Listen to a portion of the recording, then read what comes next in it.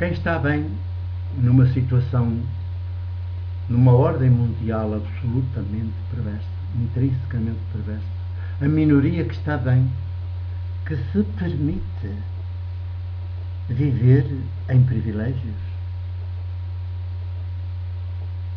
quando a esmagadora maioria dos seus concidadãos contemporâneos no mundo, no planeta que hoje é a nossa aldeia, é uma aldeia global. Nós todos sabemos como estão os povos do mundo. Entra-nos pela porta dentro, pela casa dentro, à hora de jantar ou de almoçar. Nós sabemos como é que alguém consegue viver, manter-se numa situação de privilégio. Não percebe que isso é perversão total e que se há uma ideologia por trás, ou uma teologia, ou uma religião, ou uma fé religiosa que justifica isso, que justifica esse intolerável institucionalizado, que então essa religião, essa ideologia é a perversão absoluta, é o veneno absoluto e portanto tem que ser combatido e desmascarado, denunciado e não aproveitado e não incutido nos outros e respeitado, imposto, não, combatido ferozmente com esta ferocidade humana. A ferocidade humana é ternura, porque é desarmada, é aquela capacidade humana contra o poder. Ele pode estar armado até à ponta dos cabelos e aparece aquele menino com aquela idade toda, já tem, aparece desarmado diante dele e diz: tu és o perverso, tu és a mentira, tu és o ídolo. Claro, certamente cai logo fogo em cima dele. E que tal? Não valeu nada, valeu tudo. Quem estiver, quem vier a saber do facto, diz assim: e eles fizeram isso? Fizeram, na maior. Fizeram isso, na maior. Com a descontração toda. E a correr, ainda foram a seguir, pegaram naquele cadáver e atiraram para a vala comum. Ai, fizeram isso. Sim, pois, os chefes são assim. E ai, quem se atrever a levantar-se, a opor-se a eles. Nós chefes são assim.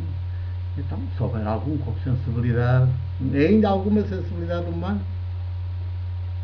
dirá: mas que perversos que os vossos dirigentes são, que perversos que eles são, que assassinos que eles são. Então vós não vedes? Fizeram isso. Que perversos, que cobardes, que criminosos, que carrascos. E foi o que a morte crucificada de Jesus é, o que a morte crucificada de Jesus está sempre a gritar, a revelar. Vejam que carrascos eles são, os que vós tendes por deuses. Que carrascos eles são, que assassinos eles são. E depois como andam aí a ensinar-vos coisas para justificar isto tudo, que mentirosos eles são.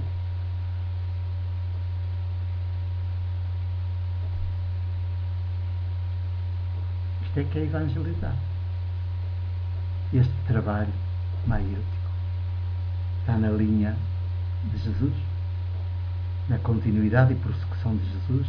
É Jesus, século XXI, a sua ruá maiútica. Em masculino, o seu sopro maiútico. E então, todo este planeta como está no reino hoje do século XXI é todo ele propriedade do império financeiro global, do mercado total e global, a grande máfia que tem todo o planeta nas mãos,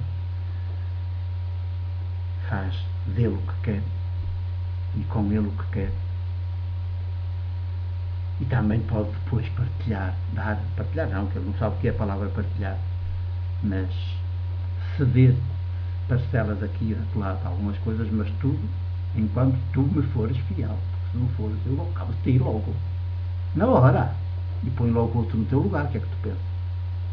Ali tens de ter aquela fidelidade canina. Não, eu tiro-te logo o lugar, mato-te e põe lá outro. No mesmo instante, candidatos a esse lugar não faltam. Infelizmente, e para a nossa vergonha. São contra as parábolas quem está nessas situações. Vão ser contra, vão erguer-se, não podem tolerar que Jesus esteja a falar do reino, o reinado de Deus, que já é só por si subversivo, porque é uma alternativa. Então, não é, o reino, o reinado de Deus não é o que a gente tem a partir do Templo de Jerusalém, na época, ou a partir do Estado do Vaticano e da Cúria Romana hoje, ou a partir da Casa Branca, ou a partir de Tóquio, ou de Pequim. Não é o que a gente já tem. Já não há aí o reino, um reinado de Deus. Vais-me falar de um reino, reinado de Deus, que não é este. Não vais expandir este, não vais justificar este, fortalecer este. Apresentas uma alternativa radical. Só isso, só a expressão reino, reinado de Deus, já é subversão. Agora, com os conteúdos, imagina. E os conteúdos vão ser revelados às multidões apenas pelas parábolas. Jesus há de ter entendido, Jesus do ano 28 e abril do ano 30, há de ter entendido, Jesus do século XXI entende, evidentemente, perfeitamente, ainda mais intensamente, que dessa maneira as populações podiam abrir os olhos da sua consciência. Portanto, tomarem consciência da perversão organizada que era a sociedade em que eles viviam e em que eram desgraçados. Os mendigos, os escravos.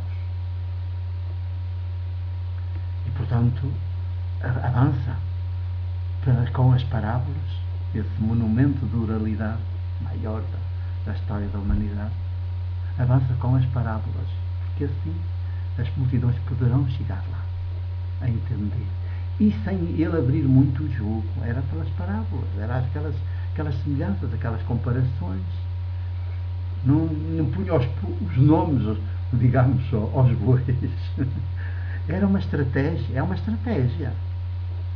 Também da ação política, não de poder, mas uma estratégia da ação política. É a estratégia da maiútica. Pelas parábolas não falava das situações e dos protagonistas, mas nunca lhes punha os nomes. Pertencia a quem está a ouvir isto parece que é esta situação, esta coisa, este figurante na parábola é aquele dirigente que a gente conhece. Se calhar é aquele.